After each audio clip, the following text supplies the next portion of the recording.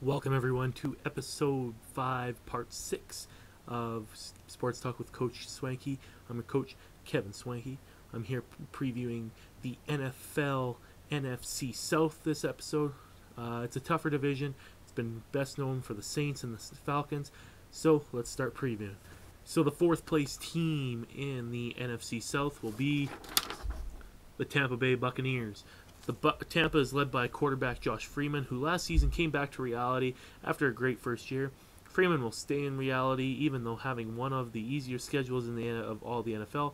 Freeman is an average QB at best, and will be nothing more than that. He is terrible. I've never liked him. I've never really enjoyed him, and I don't think anyone else really has either. Freeman will not start for the Bucs all year, and expect Dan Orlovsky, the guy who played most of the year in Indianapolis last year, will get most of the starts near the end of the season when the Bucs are officially done and out of the playoffs. The receiving game will be led by wide receiver pickup free agent Vincent Jackson, best known for his play with the San Diego Chargers. Jackson had a decent season last year, nothing great. He did hold out for a while, and that kind of costed him with his stats. Though he is great, don't expect big things from Jackson getting the ball from Freeman. Freeman is a terrible QB. Like I said, I don't like him. I don't think there's many people out there that do like him. If you do, learn your quarterbacks. He is a joke. Mike Williams is the number 2 target, also getting thrown from Freeman. So again, not a great pickup if you want a guy like that. As well, Freeman will have former tight end from Indianapolis, Dallas Clark, to throw to on down and out situations, down by the goal line, third down situations. But that's why they also brought Dan Orlovsky in there. A little bit of connection right there. I wonder why. The run game will be led by rookie Don Martin out of Boise State. He is the former beast there and will now be the every down back in Tampa. Tampa will need this every down back. He is a great rusher, quite a fast little dude. LeGarrette Blount is the secondary guy. He will come down in on third down plays, down by the goal line. He is a big dude. He will come down and face against the big boys when they come in on the big packages.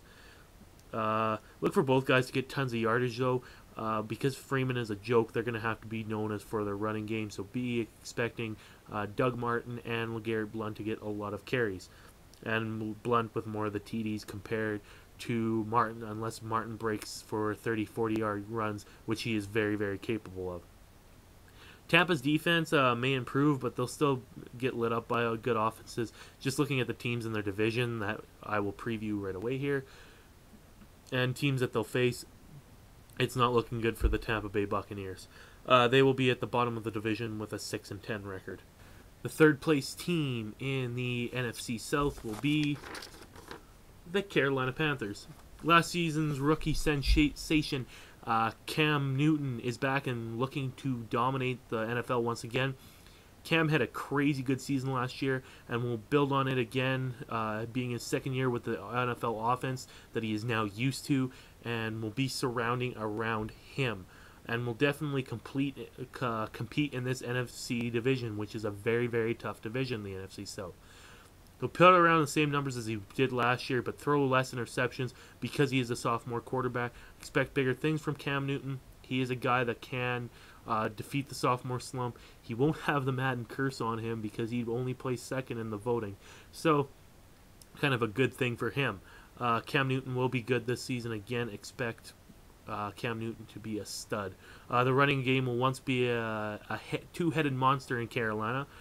D'Angelo Williams and Jonathan Stewart. These two are the definition of the handcuff back. They were the first ones to do it in Carolina, and it will continue down there. They will be switching series on the field in almost every series and have almost the exact same carries. They're not going to hit 1,000 yards. If there is going to be a guy that will hit 1,000 yards, it will be D'Angelo Williams compared to Jonathan Stewart. D'Angelo Williams is the better of the two backs. Mike Tolbert was the big signing for Carolina this offseason. He'll be coming in fullback positions when they go to the I-back, down by the goal line kind of thing. He'll be the guy competing with the big boys down in the big section of the 20-yard almost goal line situation. And he'll be the one to create the holes for Stewart and Williams when they have that I-back situation or just straight up, or the stack. Steve Smith, the lovely Steve Smith in Carolina.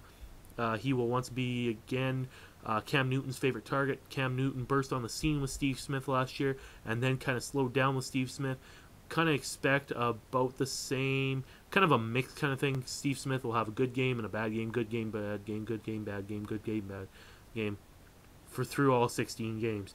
And he will rack up the yardage and TDs for this team.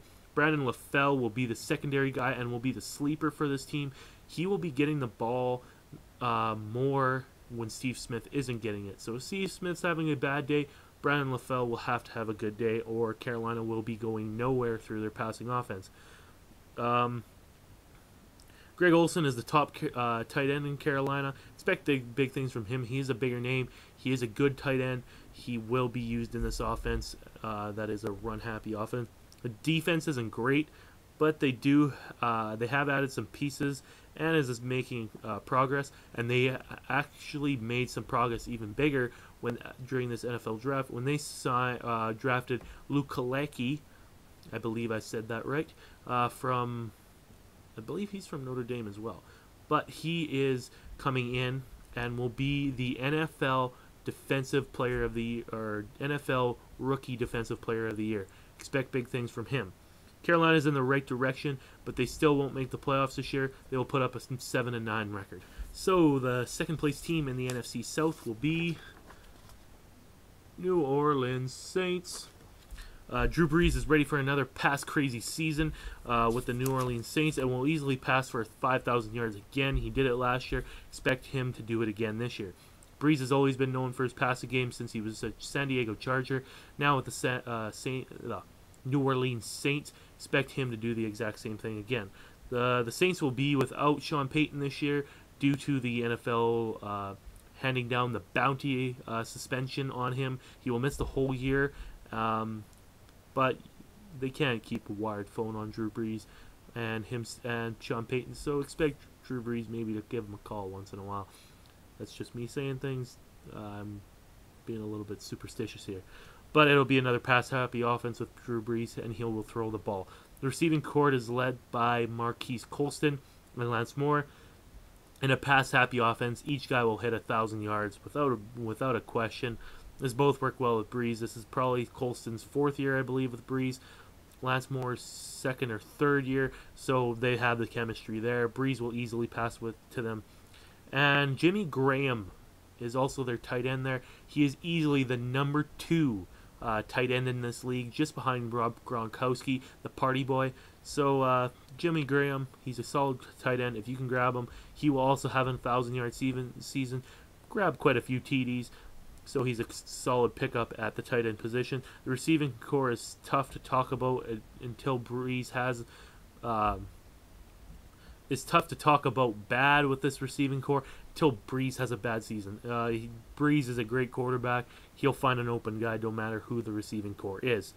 The running game is a four-headed monster, all with their own specialty. Darren Sproles is a return guy and receiving back, so he'll be getting the ball out of the backfield. If he's on the field, he might run the ball a few times, but he's more on the field for receiving. Mark Ingram, former Alabama star, is an every down back. He'll come in for the odd situation where he needs to run the ball. Pierre Thomas is a fullback-like style where he will just pound through a guy just to make himself known. And Chris Ivory is a speed athletic back. He can also be used as a returner if they need him, but he will be more as a speed guy and also kind of what Sproles is, so getting the ball out of the backfield.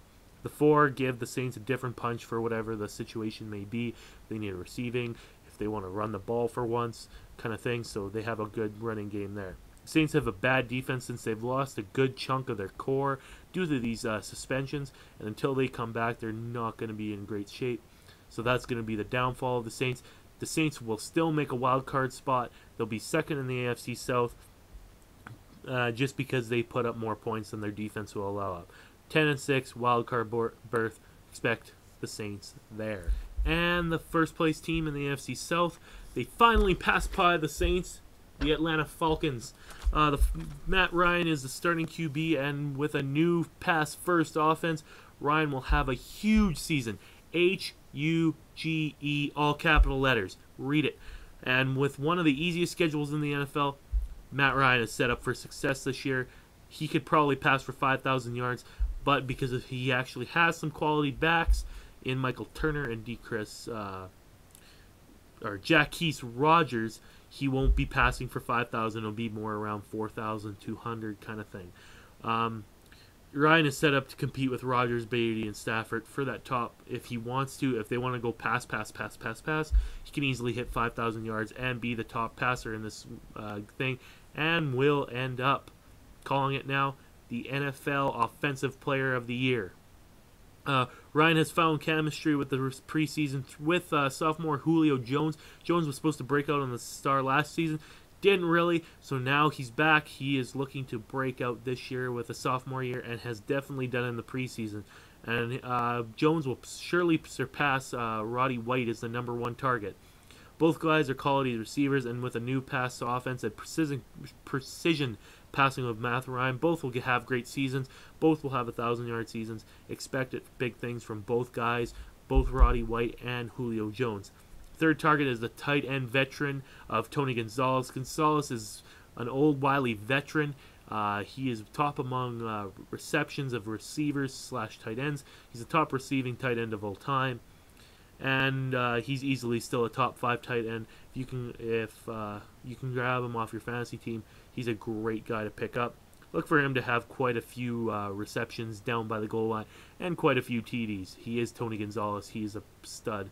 Like I said, Michael Turner is the main man in the run game for Atlanta. Though Turner is slowing down because of his age, he is past that 30 mark, and Jacquizz Rodgers is ready to go, ready to step in. Though Turner will be getting those carries, but look for Rodgers to get more and more carries as the season progresses so they can keep Turner healthy. Rodgers is a stud coming up in the game. He will get the ball eventually more and more. So Turner will slow down. Expect a handcuff back a couple seasons down the road, maybe. The defense is not the greatest, but adding Asante Samuel to the corner is definitely going to help out this team a huge chunk.